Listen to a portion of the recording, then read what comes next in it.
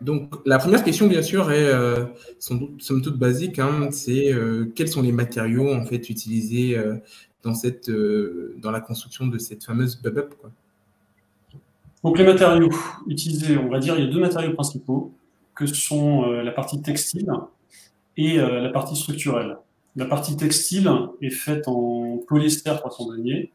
Donc c'est un matériau qu'on a choisi parce qu'il est à la fois durable dans le temps et résistant, ce qui permet de conférer au produit une assurance de maintien de bonne qualité et ne pas se détériorer rapidement. On parle bien d'un produit d'investissement, c'est pas un produit jetable. Donc ça, c'est la première chose. La seconde chose, c'est la structure qui est construite à partir d'une fibre de verre exactement la même qu'on a utilisée pour la conception de la tente de seconde.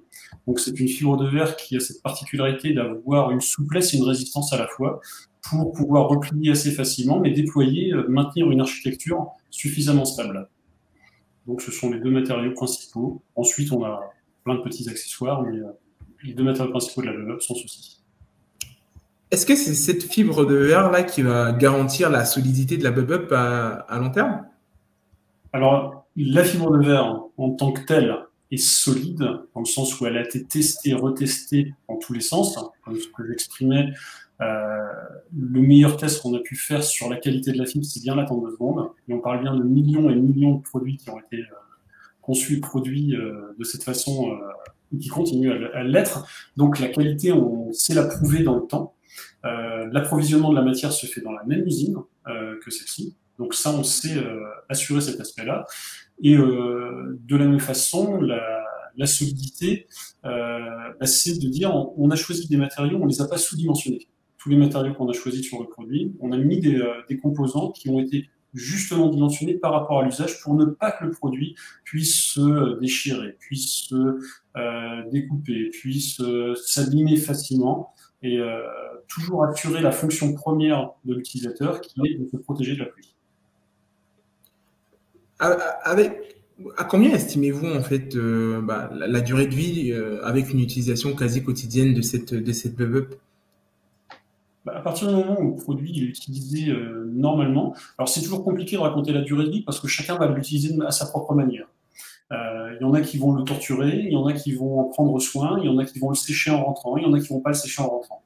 Donc il n'y a pas de durée de vie normale en dehors de la durée de vie légale, mais bien évidemment le produit va durer bien plus longtemps que la durée de vie légale. À partir du moment où il est entretenu, séché, on va dire, tant qu'on ne le range pas trempé dans sa housse pendant une semaine, il n'y a pas de problème. Si on le laisse à chaque fois pendant une semaine, c'est comme un vêtement, c'est comme une chemise ou comme un pull. Si on le laisse dans un sac pendant une semaine, c'est pas bon. Donc c'est la même chose. Donc à partir du moment où on l'entretient correctement, le produit est fait pour durer. Et Benjamin, vous avez parlé des tests que vous avez effectués avant du coup de valider la mise en vente de la bub-up. Quels sont ces tests-là? Est-ce que vous pouvez nous donner plus de détails à ce sujet? Alors, il y a des tests qui sont à la fois sur les matières, c'est-à-dire que le textile se caractérise en plein de tests différents, que ce soit la déchirure, que ce soit la résistance intrinsèque du produit, que ce soit la décoloration, que ce soit la décoloration à l'humidité, au soleil, ainsi de suite. Donc on vient tester la matière à l'abrasion, ainsi de suite. Donc on vient tester la matière sur plein d'aspects, mais on vient tester de la même façon les arceaux sous plein d'aspects, que ce soit à la flexion, que ce soit au flambement quand on appuie, que ce soit à la torsion. On vient tester les sangles de la même façon dans de la traction, dans de l'abrasion. On vient tester les boucles dans de la casse. Bon, bref, tous les matériaux ont été définis pour résister et ont été choisis pour résister. Quels sont du coup, les gages, je dirais, en termes de... là, on va plutôt aborder du coup la question du brevet. Quels sont les gages en termes de non-reproductibilité que présente en fait la bub-up, quoi? Alors, un brevet, donc si on reprend un brevet technique, c'est la protection d'une solution technique. Donc, on ne protège jamais dans un brevet un concept. On protège une solution technique. Donc, le choix qui a été opéré sur la bub-up d'avoir une solution qui se fixe sur les épaules et se fixe sur le guidon du vélo, c'est cette solution-là qui a été protégée. C'est le choix qui a été fait. Donc, à partir du moment où quelqu'un va essayer de reproduire peu ou partie de ces aspects-là, il va rentrer dans le cadre du brevet. Bien sûr, on ne peut pas empêcher quelqu'un de trouver une solution beaucoup plus compliquée, qui vienne contourner le brevet et qui fera un autre produit qui sera un peu comme ce qui existe aujourd'hui sur le marché, des solutions qui sont installées sur les vélos. Ça, c'est pour moi un autre marché. On n'est pas sur la BubUp en tant que tel. Mais sur le produit BubUp, on a protégé les solutions originales qu'on a mis en œuvre, innovantes, sur le produit.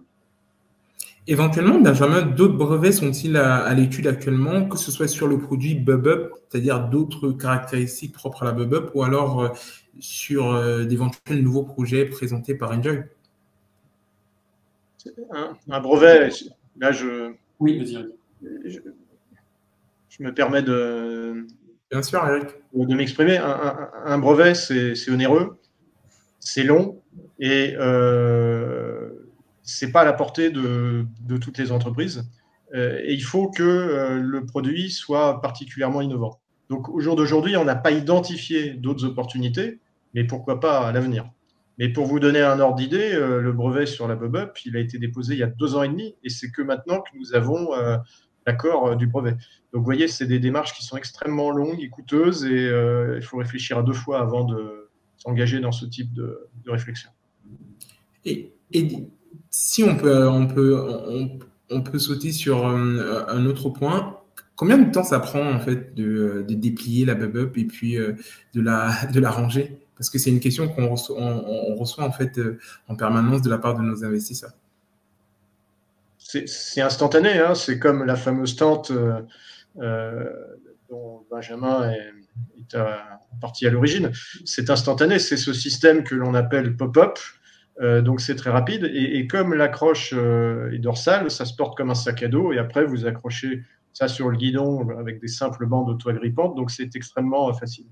Sur le pliage, alors l'expérience de Benjamin est intéressante parce que le procès qui a été fait souvent à cette fameuse tente 2 secondes, c'est 2 secondes pour l'ouvrir et 2 heures pour la plier. Je pense que tu as dû entendre ça un peu en toute ta vie d'ingénieur R&D.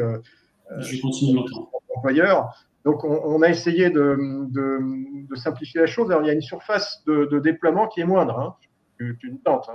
Donc, c'est de fait plus facile. Et on a mis des repères de pliage, on a mis une notice de pliage sur le packaging. Il y a des vidéos de pliage qui sont accessibles par QR code sur le packaging. C'est pas forcément intuitif la première fois pour tout le monde, mais la deuxième ou la troisième fois, en général, ça pose pas de problème. Et c'est rapide. On a mis en œuvre toute l'expérience accumulée sur la tente pour simplifier le produit. Le produit est beaucoup plus facile à manipuler qu'une tente parce qu'il est aux dimensions des bras, c'est pas beaucoup plus grand. On a des repères avec des numéros sur le produit, donc qui sont faciles, le 1 sur le 1, le 2 sur le 2, et ça permet d'appréhender beaucoup plus facilement le produit dans son repliage. Et finalement, aujourd'hui, on a beaucoup le sujet donc des fluctuations du prix des matières premières sur les marchés. Et on a reçu cette question d'un de nos investisseurs qui nous demandait finalement quel va être l'impact en fait de la fluctuation des prix des matières premières sur les coûts de production de Rainjoy et les marges que vous allez réaliser. Je pense que c'est une question plus pour Eric, ça. Pas forcément, parce que Benjamin est en charge de l'industrialisation, mais Benjamin, tu veux répondre ou c'est moi qui réponds? Non, mais vas-y, je compléterai s'il y a besoin. Oui, on n'est pas touché sur l'année à venir. On avait anticipé les productions, donc on ne sera pas touché. Sur l'année d'après, qu'est-ce qui va se passer? Personne ne le sait. Là, je parle de 2023. Donc, comment va évoluer la situation? Nul ne le sait. C'est lié à tellement de choses, et notamment sur cette crise sanitaire où tout le monde subit et s'adapte petit à petit. Les matières qui ont été les plus impactées dans le monde du synthétique, parce qu'on n'est pas sur des composants naturels comme coton, on est sur du synthétique en polyester. Dans les matières synthétiques, les matières les plus impactées par les hausses de coûts sont le polyéthylène en particulier. Le polyéthylène qui est utilisé dans beaucoup de matériaux médicaux de protection, que ce soit les masques, les blouses ou autres. Et donc, ce sont des matériaux qui ont eu des fortes hausses, des très très fortes hausses sur le marché. Ces matières, on ne les utilise pas sur la BubUp. On est sur des matières qui ont plutôt une stabilité sur le prix, même s'il y a une congestion de demande de marché, mais c'est plutôt stable aujourd'hui sur les prix sur ces matières.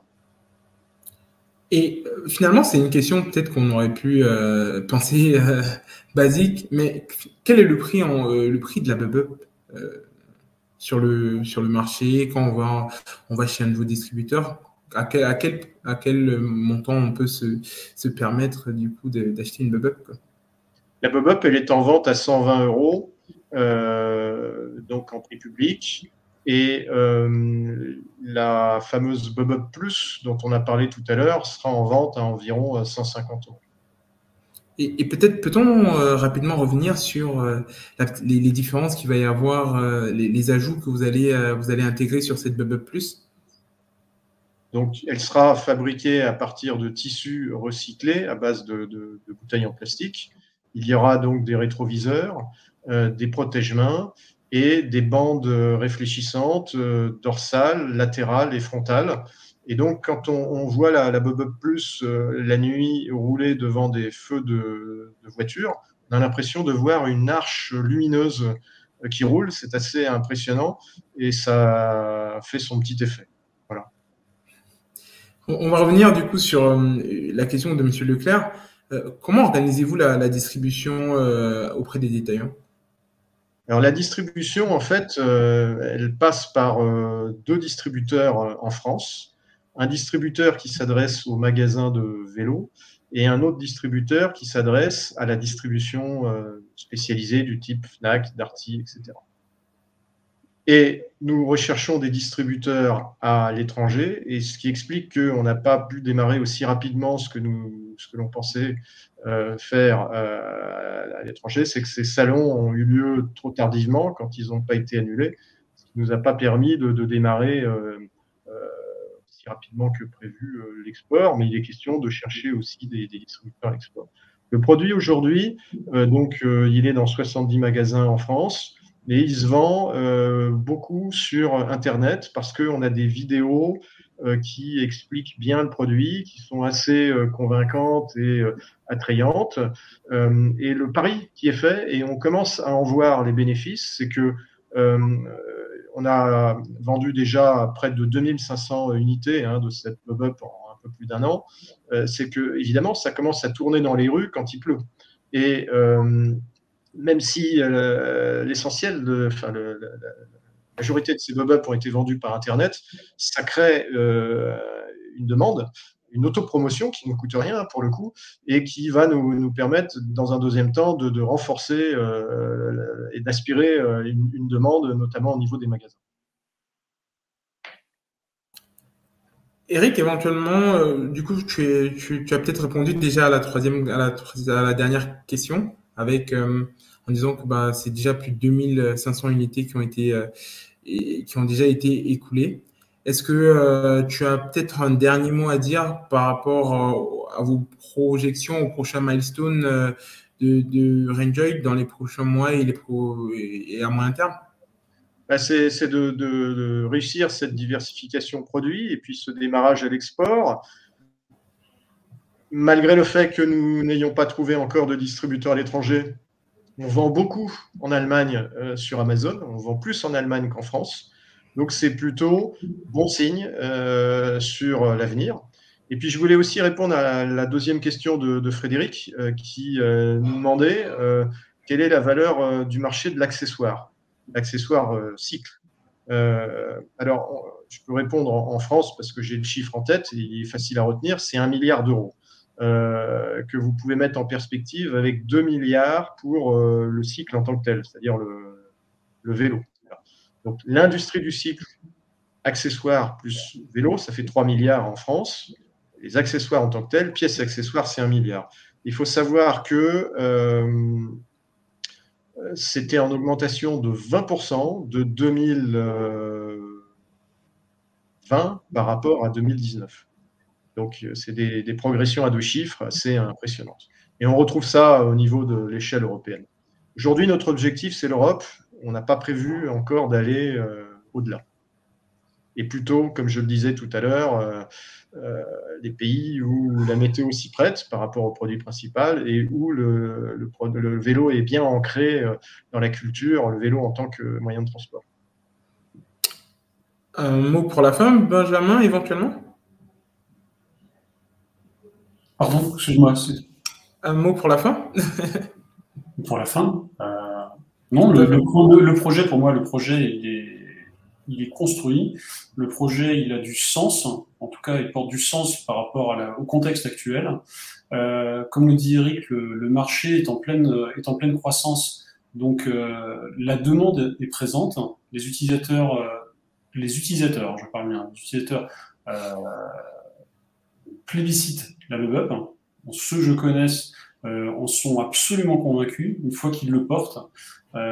Pour moi, le projet, c'est vraiment un projet long terme sur lequel je me suis investi avec Eric, à la fois sur le produit, mais aussi sur toute la déclinaison. Je trouve que ce projet est fabuleux. Donc, moi, en tout cas, je suis bien dessus. C'est vrai qu'on a des bons retours utilisateurs qui correspondent aux études de marché qu'on avait fait en amont. Donc, c'est rassurant. Maël, est-ce que tu peux expliquer à nos éventuels candidats investisseurs, ceux qui sont présents maintenant ou ceux qui verront le replay, comment est-ce qu'on peut investir en crowdfunding, en financement participatif à travers une plateforme telle que Happy Capital? Rapidement, en 2 mots, les gens qui n'ont pas l'habitude, comment ça se passe? En fait, investir sur une plateforme de crowdfunding telle qu'Happy Capital, c'est très facile. Il suffit donc de cliquer sur le lien qu'on va vous communiquer lorsqu'on on vous renverra donc le replay de cette vidéo pour accéder à la page projet sur laquelle vous pouvez avoir accès donc à l'ensemble des informations liées à la société donc Rainjoy. Et il faudra simplement vous créer un compte, remplir rapidement les informations qui vous sont demandées et qui nous sont exigées par l'AMF. Une fois que votre compte est validé, vous pouvez aller sur la page Rainjoy, cliquer sur « J'investis maintenant », choisir le nombre d'actions auxquelles vous souhaitez souscrire dans Rainjoy et, comme par magie, cliquer sur « Terminer ma souscription ». Ensuite, il y aura simplement un bulletin de souscription à signer et vous pourrez régler votre investissement. C'est aussi simple que ça. Ça permet de démystifier un processus que on n'est pas forcément familiarisé avec. Tout à fait. Mais voilà, je souhaite revenir sur ce point-là en particulier. Rainjoy, c'est vraiment un investissement triplement gagnant parce que d'abord, premièrement, vous faites le pari ou alors vous investissez dans une startup qui a beaucoup de potentiel et qui, à horizon 5-6 ans, pourra présenter pour vous un gain, voilà, je dirais pécunier assez conséquent parce que sur Happy Capital, des projets tels que Rainjoy ont déjà connu de très belles sorties qui pouvaient aller jusqu'à du x7, par exemple. Et deuxième aspect et deuxième gain dont va profiter l'investisseur, c'est vraiment derrière ces dotations. C'est-à-dire que aujourd'hui, en investissant sur Rainjoy, vous allez avoir un produit Rainjoy, que ce soit le Superbike Hero ou alors une Bubbup, ou encore plus une Bubbup Plus. Et troisièmement, vous allez bénéficier de cette réduction fiscale de l'ordre de 25% du montant investi. Typiquement, en investissant 1 000 euros dans Rainjoy, vous allez pouvoir réduire le montant de votre investissement de 250 euros. Voilà. Et donc, Rainjoy est actuellement en collecte sur la plateforme. On en est déjà à près d'un tiers, plus d'un tiers du montant du seuil de validation qui a déjà été atteint, soit un peu plus de 30 000 euros. Vous pouvez participer à la campagne à partir de 240 euros et il suffit aujourd'hui de rejoindre l'aventure Rainjoy. Ok, merci Maël. Donc, voilà, Eric, éventuellement un petit mot de fin pour nos investisseurs? Non, je pense qu'on s'est tout dit. Par contre, je reste joignable par LinkedIn ou via la plateforme Happy Capital pour répondre individuellement à toutes vos questions. Il n'y a pas de problème, bien évidemment.